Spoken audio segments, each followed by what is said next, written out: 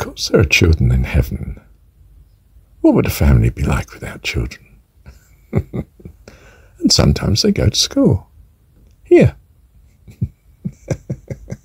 For instance, there are many schools, but here. Look, I'm going to part from the analogy at this point. We're all homeschooled. I value homeschooling so much I can't leave that out.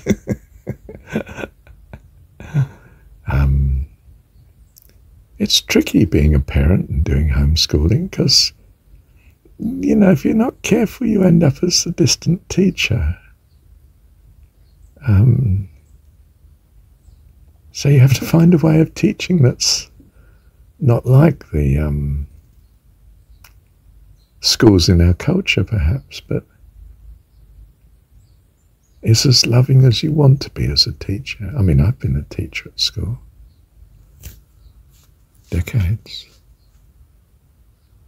And you want to love these kids with all your heart, but you're in a situation where, in a sense, you have a job to do. And I don't mean that in a selfish sense. I mean that it's a system whereby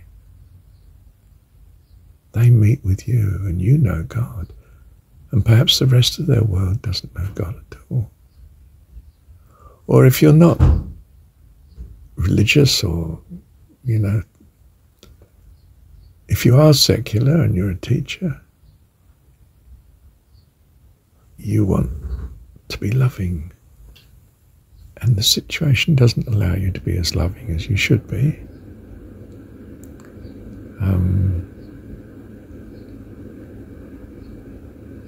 You know, I mean, in a modern world where it's politically correct not to have any physical contact with the child at all, you can't pick them up and give them a hug when they need it. The parent can.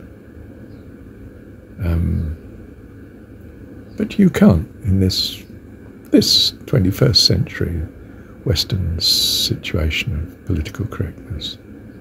And you have to accept that. Otherwise you won't remain a teacher very long. And then they'll be deprived of your company. That's not good. You want to bless these kids. Some of them come from homes that have so little loving, and you want to give it. You might not have any belief that you have a notion of God. I actually think you're wrong. Incredibly wrong. You show love and care in wanting to be a teacher.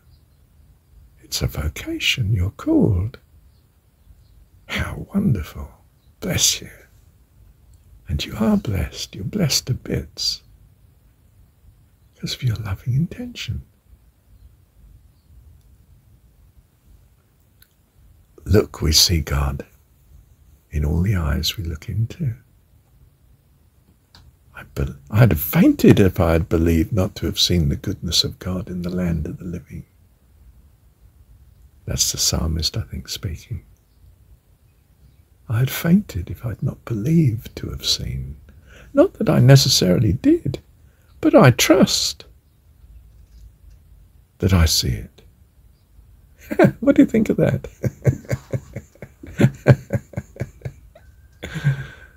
Ah, it's David, isn't it, talking?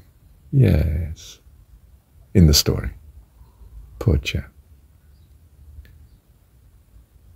He had fainted if he'd not believed to have seen the goodness of God.